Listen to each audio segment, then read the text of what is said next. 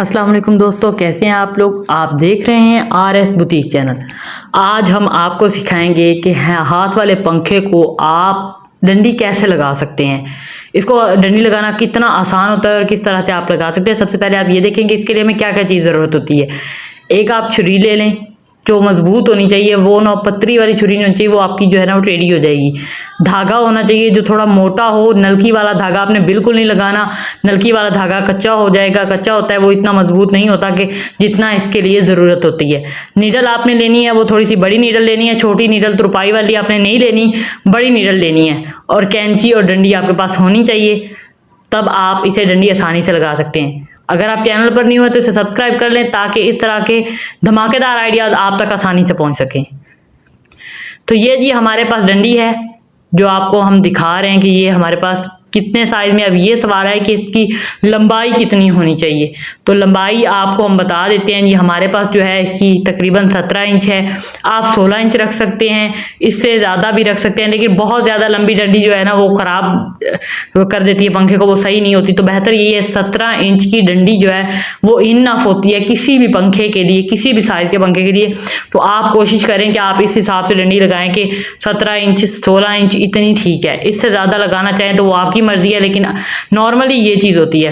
तो आपने उसके बाद पंखे के साथ पमाइश करके डंडी को वहां तक निशान लगा लेना है जहां तक आपको पंखे की डंडी लगता है कि यहाँ तक ये पूरी हो जाएगी। जैसे आपको वीडियो में पमाइश करके दिखाई जा रही है, इस तरह से आपने इसकी पमाइश कर लेनी है और उसे फिर निशान मिट्टी से या मार्कर से या किसी भी चीज़ से आपने निशान लगा लेना है। और उसके बाद आपने दरमियान में से इसे काट लेना है।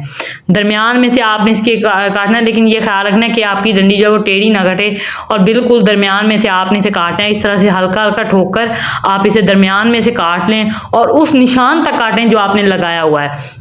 उससे ज़्यादा आपने नहीं काटनी। वो ऐसा ना हो कि आप पूरी डंडी काट दें, ऐसा ना करें। आपने बस निशान तक ही उससे कट लगाना है। इस तरह से फिर ये डंडी हमारे पास कट जाएगी। आप देख सकते हैं इसकी जो कट है वो इस तरह से हमने इसे कर लिया है। अगर आपको हमारी वीडियो अच्छी लगे तो इसे लाइक और शेयर ज़रूर कर दीजिएगा। ये हमारे पास स्पेशल रिक्वेस्ट थी, हमारे पास कमेंट में पूछा गया था कि मैम डंडी लगाना सिखा दें, तो आज हम आपको सिखा रहे हैं कि डंडी इस तरह से लगाई जाती है। ये जो इजाफी नालियाँ हैं वो आप काट देंगे, लेकिन एक साइड से। और आप देखिए मैंने ऊपर से दूसरी साइड से सिर्फ 2 नालियां काटी हैं, ज्यादा नहीं काटी क्योंकि ये धागे निकल जाएंगे। बाकी नालियां आप उस वक्त काटेंगे जब आप इसे फ्रिल लगाएंगे पंखे को। आप जब झालर या फ्रिल लगाने लगे फिर आप बाकी नालियां काटें। अगर इस तरह से आप सारी नालियां काट देते हैं और फिर डंडी लगा लेते हैं और फिर झालर टाइम पे नहीं लगाते, आप कहते हैं कि जी कल लगा लेंगे परसों लगाएंगे, तो इस तरह धागे निकल जाते हैं। तो बेहतर ये है कि आप उतना ही काट लें जितना आपने काम करना है। आपने एक साइड से सिर्फ डंडी लगानी, तो आप बस एक साइड से ही जो है वो कर लें, दूसरी साइड तक आप ना जाएं। ये आप देख सकते हैं जी हमने इस तरह धागे को डबल ले लिया है। ऑलरेडी ये धागा डबल है, अगर हम इस तरह से डबल करेंगे तो ये 4 धागे हो जाएंगे। इस तरह हम इसे इतना मोटा कर लेंगे ताकि हमारा धागा है वो मजबूत होना चाहिए डंडी पर। हम इसीलिए नलकी वाला धागा नहीं लगाते क्योंकि वो बहुत ज़्यादा मजबूत नहीं होता, वो इतना मजबूत नहीं होता जितना कि ये मोटा धागा होता है। आप ये जो मोटे धागे होते हैं, आप ये ज़रूरी नहीं है कि आप ये धागा पशम का लें या कोई जो धागा आपके पास हो मोटा अवेलेबल हो आप वही लगा सकते हैं, लेकिन आपने बारीक धागा नहीं लगाना क्योंकि वो कमज़ोर होता है और वो इतनी मजबूती से डंडी नहीं रहती जितनी मजबूती से इस धागे से रहती है। उसके बाद आपने डंडी को कुछ इस तरह से लगाना है। ये देखें आपने ऊपर वाली 1 या 2 नालियों में इस डंडी को लगाना है, बहुत ज़्यादा आपने दरमियान में या नीचे नहीं कर देनी। जितना आपको दिखाया जा रहा है आपने इसी तरह से ही इस डंडी को लगाना है। इसी तरह से आपने इतनी नालियाँ ही अंदर देनी है जितनी आपको देकर दिखाई जा रही हैं। उसके बाद आपने इस तरह से इसे 1 से 2 बल दे लेने हैं। अच्छे से इसको जो है ना आपने खींच कर इतना मजबूती से खींचे कि डंडी के अंदर जो खला आ रहा था काटने के बाद वो खला अब नजर ना आए। बिल्कुल इसे एक जो डंडी है 2 हिस्से हैं वो एक दूसरे के साथ अच्छे से मिल जाएं, इसे इतना आपने खींच कर बांधना है। और उसके बाद आप इसे सिलाई लगाते जाएं, हाथ से टांका लगाते जाएं जैसे आपको लगा कर दिखाया जा रहा है। देखिए दोस्तों वीडियो को स्किप ना कीजिएगा। अगर आपने इसे स्किप कर दिया तो फिर आपको डंडी लगाने का तरीका नहीं आएगा, क्योंकि इसमें आप देख रहे हैं हर एक चीज हम आपको नहीं बता रहे हैं। जैसे कि हमने आपको नालियां काटने का जो तरीका बताया, अगर आप वो स्किप कर देते हैं तो आप हो सकता है कि सारी नालियां काटते हैं और फिर उसके बाद आपका जो पंखा है वो खराब हो जाए, आप झालर टाइम पे ना लगाएं। तो ये सारी चीजें आपको इसीलिए बताई जा रही हैं, तो बेहतर है कि आप इसे स्किप ना करें। यहाँ तक आप जब इसे मुकम्मल तौर पर टांके लगा लेते हैं तो यहाँ पे आके आपने मजीद इसे 1-2 टांके, जहाँ आपका ये लास्ट टांका आ रहा है आपने 1-2 टांके और इसी जगह पे लगाने हैं ताकि अच्छे से मजबूत हो जाए और खींच कर लगाने हैं ताकि ये बिल्कुल भी डंडी जो आपकी है वो निकले नहीं। इस तरह से आप इसकी जो है वो डंडी को मजबूत कर लें। उम्मीद करती हूँ आपको मेरी वीडियो अच्छी लगी होगी। अगर अच्छी लगी है तो इसे लाइक और शेयर ज़रूर कर दीजिएगा।